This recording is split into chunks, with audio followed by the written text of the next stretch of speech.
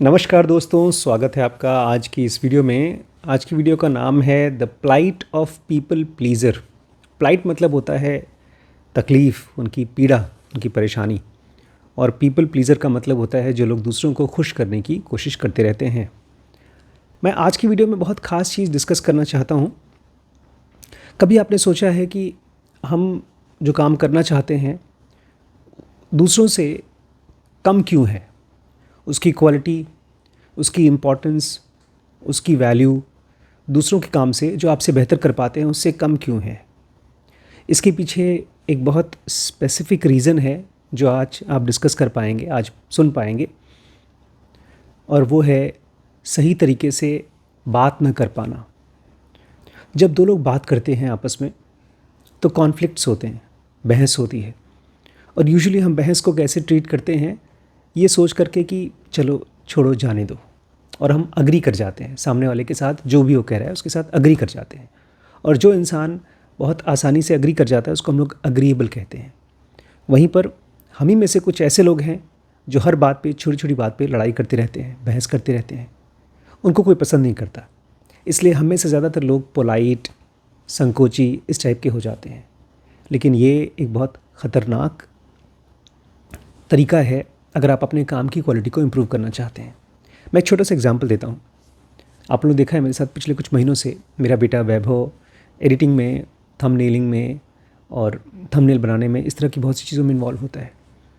जब से वो आया है तब से वो मेरे साथ बहुत बहस करता है। पहले मुझे लगता था कि वो एरोगेंट है, उसका नेचर घमंडी है, उसको मेरा काम पसंद नहीं है। लेकिन अब मुझे समझ में आया कि वो दिन भर इसी टाइप के वीडियोस को, एडिटिंग को, मूवीज़ को, स्क्रिप्ट्स को पढ़ता है, समझने की कोशिश करता है। तो उसको बहुत छोटी छोटी चीज़ें हैं जो लगता है कि बदलनी चाहिए, चेंज करनी चाहिए।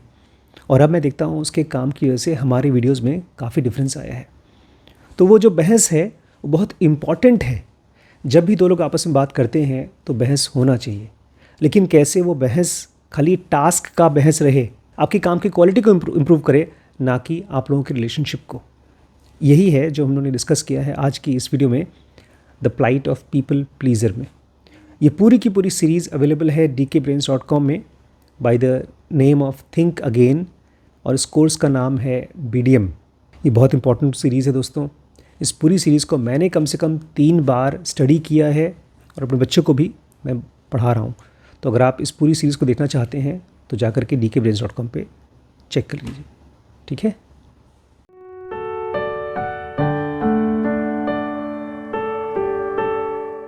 नमस्कार दोस्तों, स्वागत है आपका इस सीरीज़ में जिसको हम कहते हैं थिंक अगेन, मतलब दोबारा दोबारा सोचना सीखें। इसको मैं कॉन्टेम्पलेशन भी कह सकता हूँ कि किसी भी डिसीजन को रिव्यू करना, मनन करना, सही है कि गलत है। और अब हम लोग पहुँच चुके हैं इस चैप्टर में जिसका नाम है द गुड फाइट क्लब।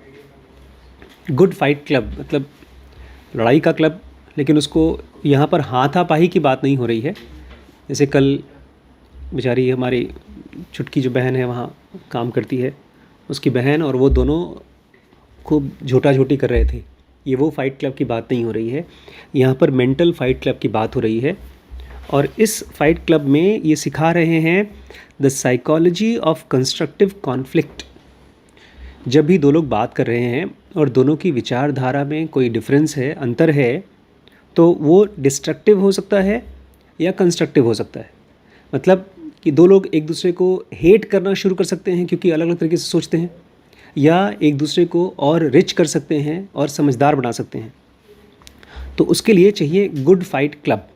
तो हमने अभी तक पढ़ा किस तरह से दो भाई हैं, दोनों ने हवाई जहाज़ की खोज की थी। इनका नाम था विल्बर एंड ऑरविल। और ये दोनों बचपन से ही कहा करते थे हम सोचते थे, एक साथ सोचते थे। और यहाँ पर सोचने का मतलब है खूब बहस करते थे, खूब फाइट करते थे। आज एक छोटी सी इंसिडेंस हुई हमारे यहाँ कि एक बंदा आया, उसने कुछ किट बेचा हम लोगों को, मलेरिया किट। वो नॉर्मली 800 का मिलता था, डिस्काउंट पे 750 का मिला। फिर ये तो हमारे मैनेजर साहब करते थे। फिर हमारे लैब का जो इंचार्ज है आशीष, उसने उसको और सस्ते में खोजा। तो ये एक कॉस्ट की एक चीज़ की कॉस्ट थी जो और सस्ते में एक तरह से फ़ाइट किया। वो कह रहे हैं कि हम सस्ता दिलाएंगे, ये कह रहे हैं हम सस्ता दिलाएंगे। तो ये अच्छी चीज़ है, ऐसा फ़ाइट क्लब होना चाहिए। ये है कौन सा फ़ाइट? Task conflict. और अगर वहीं पर आप बहस कर रहे हैं, लड़ाई कर रहे हैं रिलेशनशिप कॉन्फ्लिक्ट कि मैं तुमको पसंद नहीं करता, तुम मुझे पसंद नहीं करते, तो उसको हम बोलते हैं रिलेशनशिप कॉन्फ्लिक्ट। उससे हम बिल्कुल एनरिच नहीं होते। अब कल की जो हमारी वीडियो चालू हुई थी वो था the plight of people pleaser, कि जो लोग भी दूसरों को खुश करने की कोशिश करते हैं वो बहुत आगे नहीं बढ़ पाते। प्लाइट मतलब होता है प्लाइट नहीं, वो तो फ्लाइट है बेटा। Plight PLIGHT। प्लाइट मतलब हाँ, उनकी मजबूरियाँ, उनकी दिक्कतें। और उसमें हमने एग्ज़ाम्पल पढ़ा था ब्रैड बर्ड का, जो पहले डिज़नी में काम करते थे और वहाँ पर बहुत परेशान हो गए कि पुराने जो बॉसेस थे वो तो बहुत क्वालिटी वर्क करना चाहते थे, लेकिन जो नए वाले आए हैं वो खाली ये चाहते हैं कि किसी तरह से फिल्में बना कर उन्हें डालते रहें, लोग देखें चाहे ना देखें, बहुत अच्छा बने चाहे ना बने, बस पैसा आता रहे।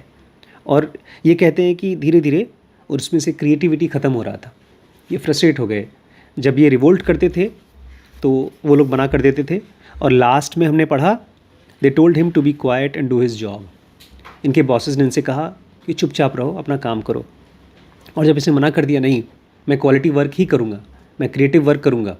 ऐसे ही लड़ाई करते थे आपके राजू हिरानी, उनके साथ जो प्रोड्यूसर थे जिन्होंने 12th फेल बनाई है विनोद चोपड़ा के साथ। राजू हिरानी कहते थे मुझे बड़ी बड़ी क्रेन चाहिए, वो कहते थे मेरे पास बजट नहीं है। इस तरह से फ़ाइट चलती थी उनकी। तो वो अच्छी फ़ाइट है। ऐसे ये भी फ़ाइट करने की कोशिश करते थे, लेकिन डिज्नी ने इनको फायर कर दिया, जॉब से हटा दिया। आगे देखते हैं। I have watched too many leaders shield themselves from task conflict. Author कह रहे हैं कि मैंने देखा है बहुत से लीडर्स जो कंपनीज़ के मालिक होते हैं वो अपने आप को शील्ड कर लेते हैं, अपने आप को ढक लेते हैं टास्क कॉन्फ्लिक्ट से। कहीं पर काम को लेकर के कोई झंझट चल रही है तो बोलेंगे अरे मुझे परेशान ना करो, जो तुम लोग को लगता है कर लो। As they gain power they tune out boat rockers and listen to bootlickers. कहते हैं किसी भी ऑर्गेनाइजेशन में, बड़ी ऑर्गेनाइजेशन में दो तरह के लोग होते हैं। एक होता है बोट रॉकर, जो नाव को नदी में हिला रहा है, हो सकता है उससे डूब जाए, नाव डूब जाए। और दूसरा है बूट लिकर। बूट लिकर मतलब जूता चाटने वाला, चापलूस। वो सब कुछ जैसा चल रहा है चलने देगा, मालिक को खुश करके चलेगा, वो कोई झंझट नहीं पैदा करेगा, लेकिन वो साथ ही साथ इस कंपनी का नुकसान भी कर रहा है, क्योंकि वो जो काम है इसकी क्वालिटी को इम्प्रूव करना है उस पर भी नहीं काम कर रहा है।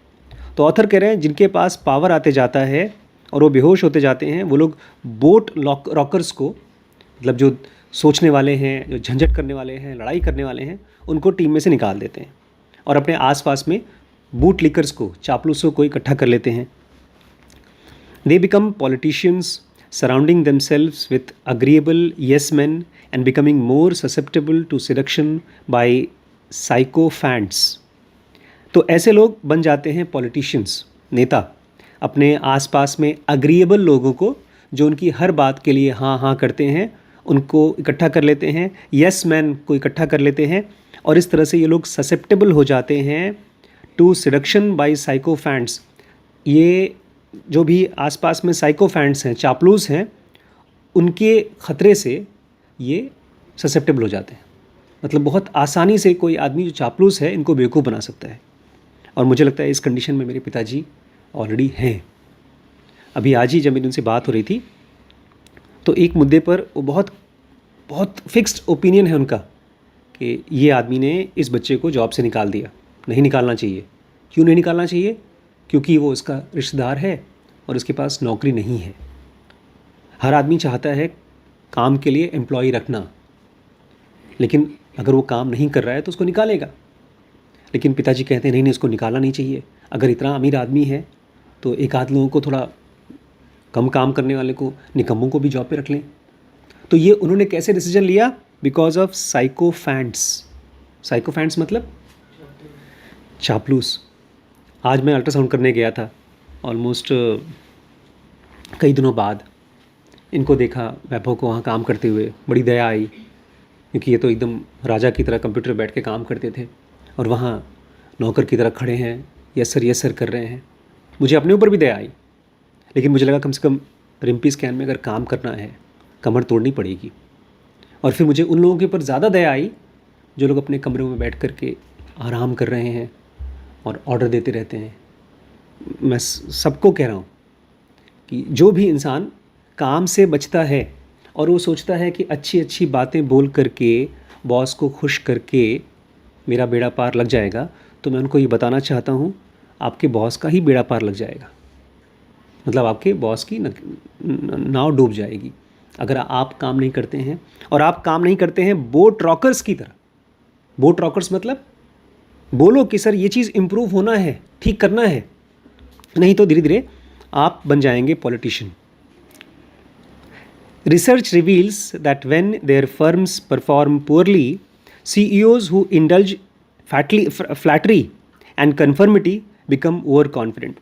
इस चीज़ का ढेर सारे लोगों के साथ में रिसर्च हुआ है और ये देखा गया है जो भी कंपनीज़ ख़राब तरीके से परफॉर्म करती हैं, बहुत अच्छा काम नहीं कर पाती हैं, उसके CEOs ज़्यादा इंडल्ज करते हैं, एंजॉय करते हैं फ्लैटरी मतलब मस्का पॉलिसी, और साथ ही साथ conformity and become over confident. Confirm जो भी वो बोल रहे हैं उसका जो बॉस बोलता है उसी का एग्जाम्पल, उसी की बातें लेकर आएंगे। सर आप सही कह रहे थे, ये आदमी भी यही कह रहा था।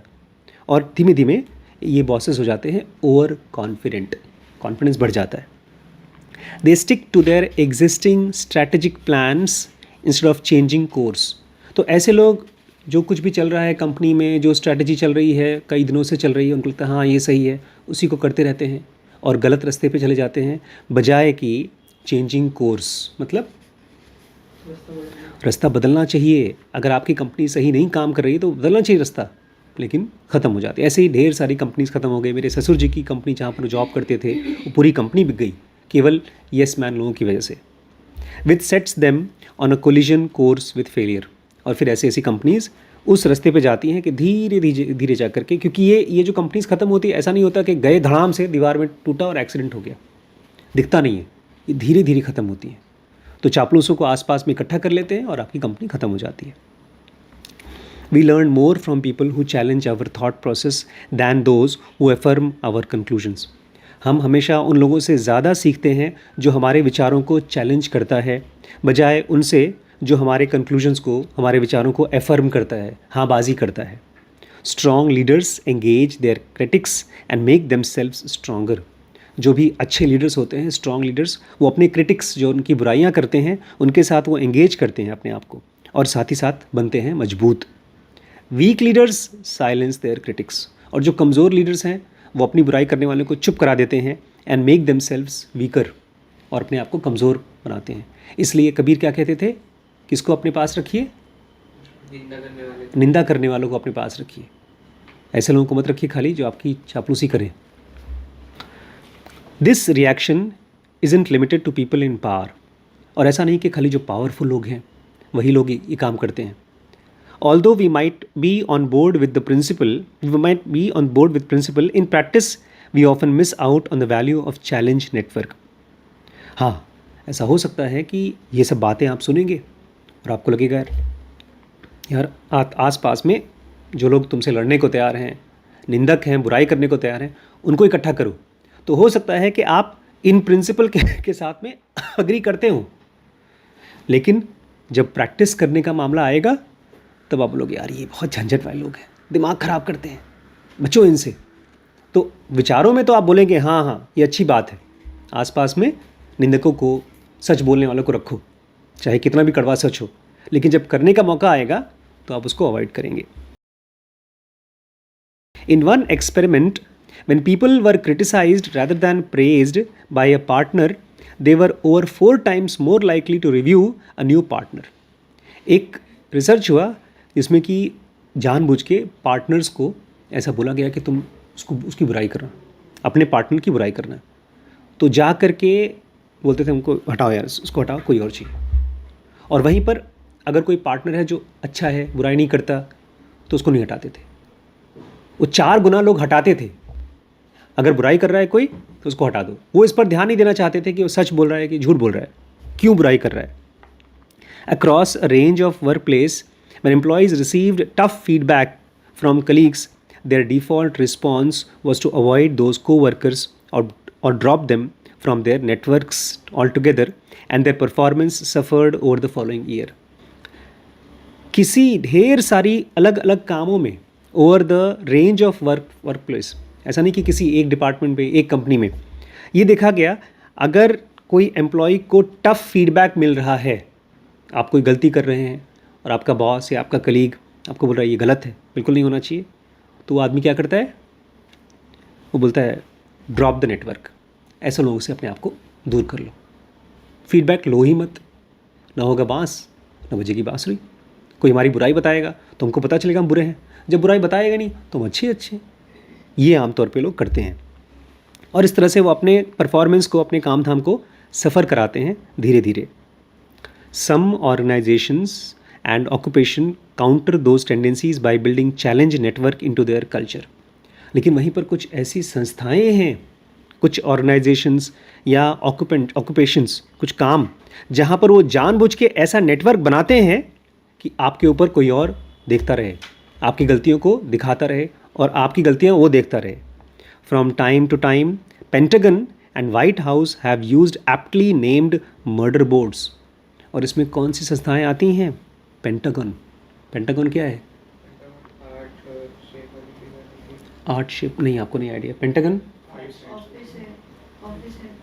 किस चीज़ का? कम ऑन, किस चीज़ का हेडक्वार्टर है?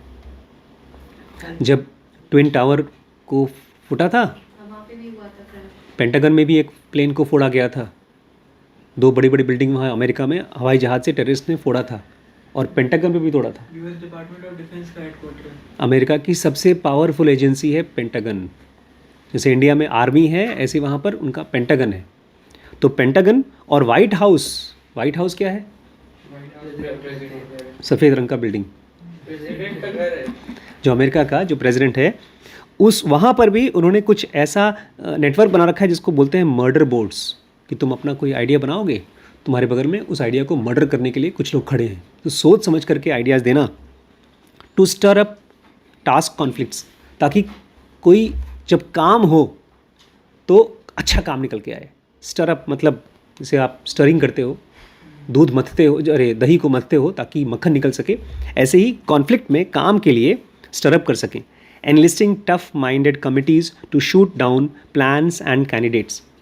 इसमें इनका मेन काम यही है, जो बेकार प्लान्स हो या बेकार कैंडिडेट हो उनको शूट करके भगाओ। ये ढेर सारे कचरा पट्टी किसी के मदद से, किसी के घूस पट्टी से वो आ जाते हैं वाइट हाउस में। भीड़ इकट्ठा है, सब आना चाहते हैं, लेकिन ये मर्डर बोर्ड बना है कि कचरे को बाहर निकालो। गूगल में भी at X, Google's moonshot factory, Google की एक मूनशॉट फैक्ट्री है। मूनशॉट फैक्ट्री मतलब नहीं पता? ऐसी प्रोजेक्ट्स जहाँ जो मूनशॉट करेंगे, जो अरबों रुपए खाएंगे और फिर खरबों रुपए देंगे। तो गूगल एक्स में there is a rapid evaluation team that's charged with rethinking proposals. एक ऐसी टीम बनाई गई है जिनका काम है फटाफट प्रोजेक्ट को इवैल्यूएट करो, क्योंकि हर आदमी कहेगा मेरे इस प्रोजेक्ट में आप अरबों रुपए लगा दीजिए, बड़ा हो जाएगा। तो उनका काम है उसको इवैल्यूएट करना और प्रपोजल्स को रीथिंक करना, फिर से सोचना। Members conduct independent assessments only and only advance the ones that emerge both as audacious and achievable. तो ये गूगल एक्स कंपनी में जो भी टीम है, ये इवैल्यूएट करने वाली टीम, वो अलग अलग प्रोजेक्ट्स का इवैल्यूएशन करती है। ऐसा नहीं कि 4-10 लोग बैठ करके इवैल्यूएट कर रहे हैं, हर आदमी अलग से अपना इवैल्यूएट करेगा और बताएगा उसके हिसाब से क्यों ये सही है या गलत है। और जब किसी प्रोजेक्ट को पैसा दिया जाएगा तो उसमें 2 चीज़ें होनी चाहिए। वो होना चाहिए ऑडेशियस, मतलब बहुत बड़ा। छोटे मोटे प्रोजेक्ट नहीं चाहिए जहाँ पर 1000, 2000, 10,000 लोगों को आप प्रोजेक्ट बनाकर दें।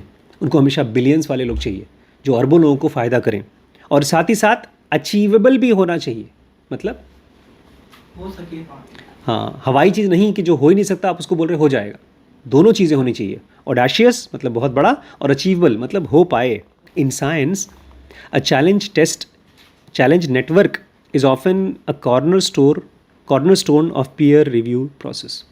विज्ञान में बहुत से लोग खोजें करते हैं हर आदमी जो साइंस में काम करता है, खोज करता है, उसको लगता है मेरी खोज बहुत अच्छी है, बहुत यूनिक है। वो सही में अच्छी है या नहीं है, ये आपको पता चलता है पीयर रिव्यू प्रोसेस से। ये क्या है? अगर मैं रेडियोलॉजिस्ट हूँ तो अमेरिका का रेडियोलॉजिस्ट मेरे काम को पीयर रिव्यू करे। मैं फिल्म मेकर हूँ तो एक बहुत अच्छा फिल्म मेकर मेरे फिल्म को रिव्यू करे, इसको बोलते हैं पीयर रिव्यू। तो साइंस में अगर आप कोई काम कर रहे हैं तो उसमें भी लोग कैसे किसी काम को अच्छा या बुरा या सॉलिड बनाते हैं, पीयर रिव्यू प्रोसेस से। We submit articles anonymously and they are reviewed blindly by independent experts. Science में जब भी हम कोई आर्टिकल लिखते हैं तो उसको पहले लिखते हैं एनोनिमसली, अपना नाम नहीं लिखते, नहीं तो आपका नाम जानने वाले वो आपसे बायस्ड हो जाएंगे, सोचेंगे इतने बड़े आदमी हैं तो अच्छा ही काम लिखते होंगे।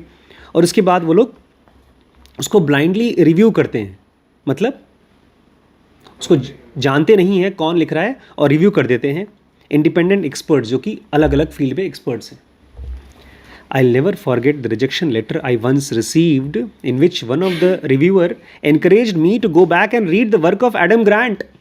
ऑथर कह रहे हैं एक बार मैंने अपना एक चैप्टर कहीं लिखा और उसको डाल दिया, लोगों को कहा है थोड़ा देखो कैसा है। लोगों को पता नहीं था कि मैं ही हूँ। और मुझे क्या रिव्यू मिला? थोड़ा अगर तुम्हें कायदे की लेखनी सीखनी है ना तो जाओ एडम ग्रांट को पढ़ो। और एडम ग्रांट कौन है? ये ऑथर खुद मुझे ही कह रहा है कि मैं ही जाकर अपनी किताब पढ़ूँ। उसको नहीं पता था कि मैं कौन हूँ। मतलब मैंने एक चैप्टर लिखा, वो इतना बेकार था कि वो मेरे बराबरी का ही नहीं था। तो लोग मुझे ही कह रहे थे ये अच्छी चीज़ है, क्योंकि हमको लगता है ना हम अगर कोई काम करें तो हम तो अच्छा ही करेंगे। तो एनोनिमसली आप अपने काम को भी क्रिटिसाइज़ करवा रहे हैं। When I write a book I like to enlist many challenge networks. हमने इसको हिडन टैलेंट पे भी पढ़ा था, माई ओन चैलेंज नेटवर्क। हमने इसे उसमें भी पढ़ा था हिडन टैलेंट में, कि जब भी वो कोई चैप्टर लिखते थे तो उसको कुछ लोगों से फीडबैक लेते थे। हमारे ऑथर एडम ग्रांट बोलते हैं जब मैं कोई किताब लिखता हूँ तो मेरी अपनी खुद की एक चैलेंज नेटवर्क है जो मुझे चैलेंज करती है मेरे काम के लिए। I recruit a group of my most thoughtful critics and ask them to tear each chapter apart. और जब मैं कोई बुक लिखता हूँ तो मैं उस ग्रुप के लोगों को बोलता हूँ कि हर एक चैप्टर को टीयर अपार्ट करो, मतलब उसकी एकदम तार तार कर दो, बद्धियाँ उसकी क्या बोलते हैं उधेड़ डालो। चमड़ी नहीं, चमड़ी धरना तो मारना होता है। उस काम की वैल्यू को, उसकी क्वालिटी को चेक करो। उसमें ऐसा मत करो, नरमी मत बरतना। उसको देखना कि क्या खराबी है, हर एक खराबी मुझे जाननी है। I am looking for disagreeable people who are givers not takers. कह रहे हैं कि मुझे I have learned that it's important to consider their values along with their personalities. जब मैं किसी से अपने काम को रिव्यू कराता हूँ तो मुझे दो चीज़ें चाहिए। एक तो उनकी पर्सनैलिटी, भाई वो समझदार लोग हैं। जैसे डैनियल kahneman को किसका रिव्यू मिला है इस बुक में? पीछे इस बुक में बिल गेट्स और ब्रेन ब्राउन और डैनियल kahneman, ये तीनों लोग बहुत फेमस लोग हैं। तो इनकी पर्सनालिटी है, लेकिन साथ ही साथ उनको चाहिए उनका वैल्यूज़, क्योंकि जो बहुत समझदार लोग होते हैं, ग्रेट लोग होते हैं, उनकी खुद की बहुत हाई वैल्यूज़ होती हैं। तो जब कोई मेरे काम को रिव्यू करे तो उनकी वैल्यूज़ भी चाहिए और उनकी पर्सनालिटी भी चाहिए मुझे। I am looking for disagreeable people who are givers not takers.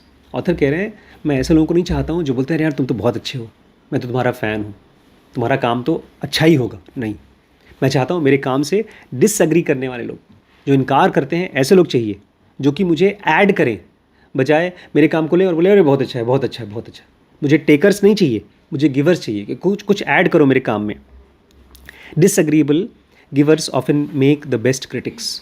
तो जो लोग भी डिसएग्रीएबल गिवर्स होते हैं, बोलते देखो भाई मैं ईमानदारी से बताऊंगा, जो कचरा होगा, जो गलत होगा, साफ साफ बताऊंगा, ऐसे लोग मुझे चाहिए। और ये लोग सबसे अच्छे क्रिटिक्स होते हैं, बुराई करने वाले लोग। Their intent is to evaluate work and not feed their egos.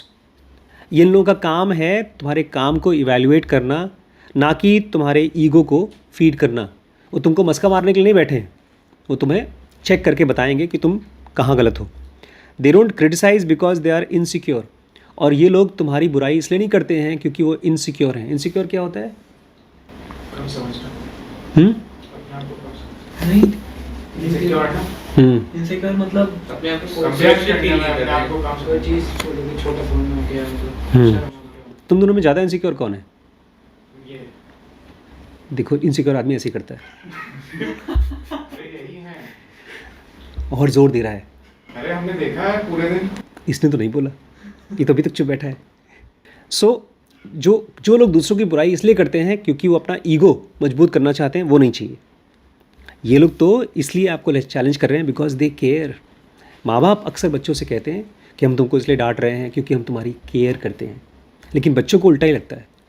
लगता है तुम माँ बाप हो, तुम्हारे पास पावर है, इसलिए तुम अपना धौंस जमा रहे हो। दे डिश आउट टफ लव। इसको कहा जाता है कि जो लोग भी आपके काम को उधेड़ के चेक कर रहे हैं, दे डिश आउट टफ लव। मतलब मतलब तो बाहर निकालो, टफ लव।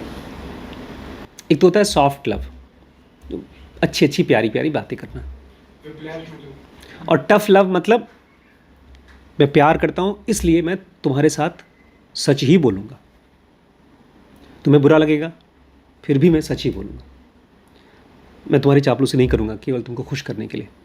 जैसे मुझसे बहुत बार ये बोलते हैं, बड़े पापा अगर आप प्यार से नहीं बात करेंगे अपने बच्चों से तो बच्चे डर जाएंगे, वो ओपन नहीं होंगे। तो मतलब मैं प्यार से उनको बोलूँ, हाँ हाँ जो तुम गलती कर रहे हो करते रहो, तुम अल्टीमेटली सुधर जाओगे। जब तक मैं ज़िंदा हूँ मैं खिलाता पिलाता रहूँगा, उसके बाद तुम सुधर जाओगे। वो टफ़ लव नहीं है।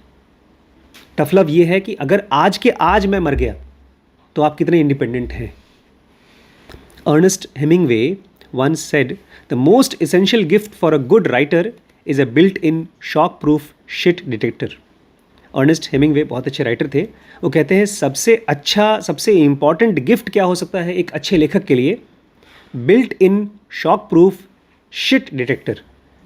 अपने दिमाग के अंदर में कहीं पर अपना काम हो या किसी और का काम हो, उसमें शॉक प्रूफ होना चाहिए। तुम्हारे काम को कोई अगर बुराई कर रहा है तुम्हें उससे झटका नहीं लेना चाहिए, और तुम बनना चाहिए शिट डिटेक्टर। कचरा कहीं दिखे तो दूर से निकाल कर फेंको उसे। हम लोग जब फिल्में देखते हैं, बुक्स पढ़ते हैं, तो हम इवैल्यूएटर की तरह देखते नहीं हैं, हम एक कंटेंट कंज्यूमर की तरह देखते हैं। होटल में गए, खाना खाया, अच्छा लगा तो पूरा खा लिया, ख़राब लगा तो फेंक दिया। लेकिन कभी ये दिमाग नहीं लगाया कि अच्छा बना है तो ये कैसे बना होगा, ख़राब बना है तो उसमें क्या कमी होगी। हम अपना भी जब खाना बनाते हैं, कुछ करते हैं, कंटेंट बनाते हैं, तो पब्लिक से हमेशा उम्मीद करते हैं ख़राब वाला मत बताना, प्यार से देखो हमने बड़ी मेहनत से बनाया है, हम मेहनत ऐड कर देते हैं पहले से ही ताकि तुम तारीफ़ थोड़ा बहुत तो करते रहो। तो ऑथर कह रहे हैं हर इंसान को built in shock proof shit detector होना चाहिए, अपने काम के लिए भी और दूसरों के लिए भी। जहाँ कहीं कचरा दिखाई दे साफ साफ वो देख पाना चाहिए, बता पाना चाहिए। माई challenge network is my shit detector. तो ऑथर कह रहे हैं मैं खुद अपने काम को इवैल्यूएट अगर नहीं कर पाता हूँ, बायस्ड हो जाता हूँ क्योंकि मैंने सोचा है, मैंने किया है, तो मेरी टीम ये करती है, मेरी चैलेंज नेटवर्क मेरे लिए मेरे कचरे को निकालती है। I think of it as good fight club. तो इसको मैं ऐसे देखता हूँ कि मैं एक अच्छे से फाइट क्लब में हूँ, जहाँ पर मेरे आइडियाज़ को मैं बाहर निकाल रहा हूँ और उन आइडियाज़ को दूसरे लोग मार कर गिरा रहे हैं। अगर मेरे आइडियाज़ गलत हैं, कमज़ोर हैं, तो उनको ख़त्म हो जाना चाहिए। The first rule avoiding N argument is bad manners. हम में से बहुत से लोग हैं जो बहस करते नहीं। ऑथर कह रहे हैं अगर आपको किसी के साथ में ईमानदारी से रिलेट करना है और अपनी और उसकी दोनों की क्वालिटी को इम्प्रूव करना है, तो पहला रूल है avoiding argument is bad manners. मतलब आप किसी को गाली देते हैं तो वो बैड मैनर्स है, गंदी आदत है। और वही गंदी आदत है जब आप बहस नहीं करते हैं, मुद्दों पर, काम पर डिस्कशन नहीं करते हैं। आप बोलते छोड़ो यार क्या बात करेगा, ये बहुत गंदी चीज़ है। Silence disrespects the value of your views. आप अगर किसी और की या कोई और आपकी बातों पर साइलेंट है, चुप है, तो बेइज्जती कर रहा है, आपके व्यूज़ की बेइज्जती कर रहा है।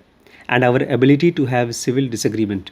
और साथ ही साथ वो ये भी कह रहा है कि तुम इस लायक नहीं हो कि मैं तुम्हारे साथ सिविल डिसएग्रीमेंट कर सकूं। मतलब बैठ के शांति से बातचीत कर सकूं, आराम से बैठ करके घंटों घंटों बात कर सकूं, जहाँ पर डिसएग्रीमेंट है वहाँ पर भी, जहाँ एक दूसरे से हम अग्री नहीं करते। Brad Bird lives by that rule. तो हमारे जो फिल्म मेकर हैं ब्रैड बर्ड, वो यही रूल फॉलो करते हैं। He has a legendary arguments with his long standing producer John Walker. एक तरफ राजू हिरानी, वो थे डायरेक्टर, और दूसरी तरफ विधु विनोद चोपड़ा, वो थे प्रोड्यूसर। ऐसे मुन्ना भाई MBBS राजू हिरानी ने बनाया है, लेकिन प्रोड्यूस किया है विधु विनोद चोपड़ा ने। बहुत अच्छी फिल्म है, सुपरहिट फिल्म है। ऐसे ही हमारे एक तरफ हैं फिल्म के मेकर ब्रैड बर्ड डायरेक्टर, और उनके प्रोड्यूसर हैं जॉन वॉकर, और इनके साथ इनकी होती है लेजेंडरी आर्ग्यूमेंट्स, मतलब बड़ी बड़ी बहस होती है। और वो पुराने फ्रेंड हैं इनके, लॉन्ग स्टैंडिंग प्रोड्यूसर हैं। When making The Incredibles, they fought over about every character's detail, right down to their hairs, from how receding the hairline should be on the superhero dad to whether the teenage daughter's hair should be long and flowing. देखिए, producer हमेशा लड़ाई करता है director से, क्योंकि producer का जाता है पैसा, और डायरेक्टर बोलेगा नहीं नहीं मुझे तो अच्छा काम करना है, अच्छे काम के लिए तो पैसा चाहिए ही। और बहुत बार भाई डायरेक्टर को नहीं आइडिया है अच्छा काम क्या है, फिर भी पैसा मांगेगा, क्योंकि इसी बहाने पैसा निकलता है। तो ऑथर कह रहे हैं जब ये फिल्म बन रही थी द इनक्रेडिबल, जिसने $600 मिलियन से भी ज़्यादा पैसा कमाया, इनकी खूब बहस हो रही थी। इस बात पर भी बहस हो रही थी कि उस फिल्म का जो मेन हीरो था डैड, उसके बाल कैसे होंगे, या उसमें एक टीनेज लड़की थी, उसके बाल कितने लंबे होंगे, उड़ने वाले होंगे कि फैलने वाले होंगे। At one point, Brad wanted the baby to morph into goo, taking on a jelly-like shape, but John put his foot down. और एक पॉइंट में वही सीन मैं कल देख रहा था, शीरीष पूछ रहा था कौन सा सीन देख रहे थे। एक फिल्म का सीन है जिसमें एक बाप है, एक माँ है और उसके 2 बच्चे।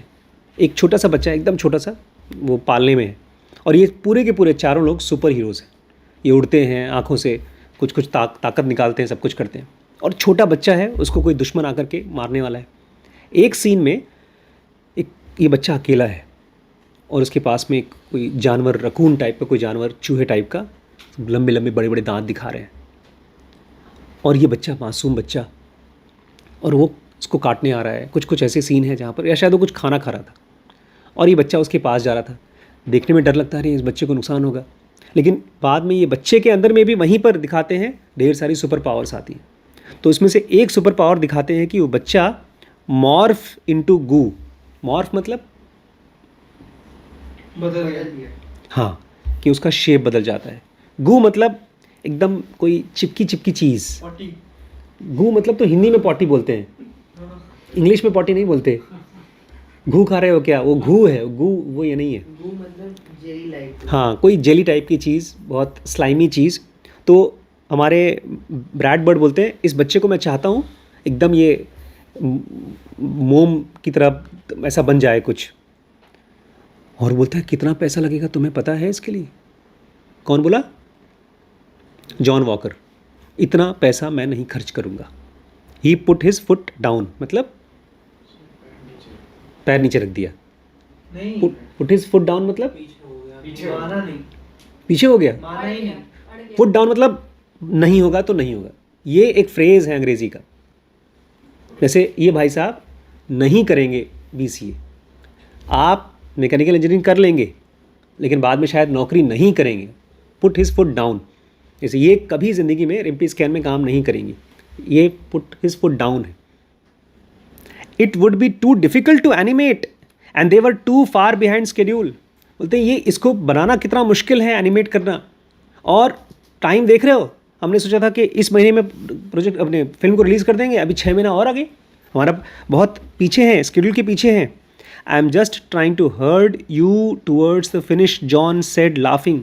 जॉन ने बोला उसको, बर्ड को, यार मैं तुम्हारी फिल्म को तो पूरा करने के लिए बोल रहा हूँ, नहीं तो ऐसे करते जाओगे तुम्हारा 6 महीने का 6 साल में फिल्म कंप्लीट नहीं हो जाएगी। I am just trying to get across the line man, pounding his fist, Brad shot back. और ऑथर कहते हैं तुम मेरी फिल्म कंप्लीट करवाना चाहते हो और मैं ऐसी फिल्म बनाना चाहता हूँ कि कम से कम अच्छी फिल्म बने, बेकार फिल्म बना करके करोगे क्या? Bird shot back, I am trying to get across the line first place. बोलते मैं चाहता हूँ जब हम लोग इस फिल्म को बना लें तो फर्स्ट प्लेस में आए, पीछे ना आए। Eventually John talked Brad out of it and the goo was gone. बात कर करके जॉन ने, जो प्रोड्यूसर था, उसने उसको बोल दिया ये गू वाला सीन नहीं रखेंगे, बात ख़त्म। I love working with John because he will give me the bad news straight to my face, Brad says. Brad कहते हैं मैं जॉन को बहुत पसंद करता हूँ, क्योंकि जहाँ कहीं पर भी कोई बैड न्यूज़ होगी, मैं कुछ गलत कर रहा हूँ या कुछ गलत हो रहा है, वो सीधे मेरे आँख से आँख डाल करके बता देता है। It's good that we disagree. Brad कहते हैं ये अच्छा है कि हम लोग एक दूसरे से डिसअग्री करते हैं। It's good that we fight it out. ये अच्छा है कि जब हमारे बीच में अंतर होता है, डिफरेंस होता है, तो उसको हम फाइट करके निकाल देते हैं। It makes the stuff stronger. इसकी वजह से जो हमारा काम निकल के आता है, स्टफ़, वो बहुत स्ट्रॉन्ग निकल के आता है, मजबूत निकल के आता है। Those fights have helped Brad win 2 Oscars.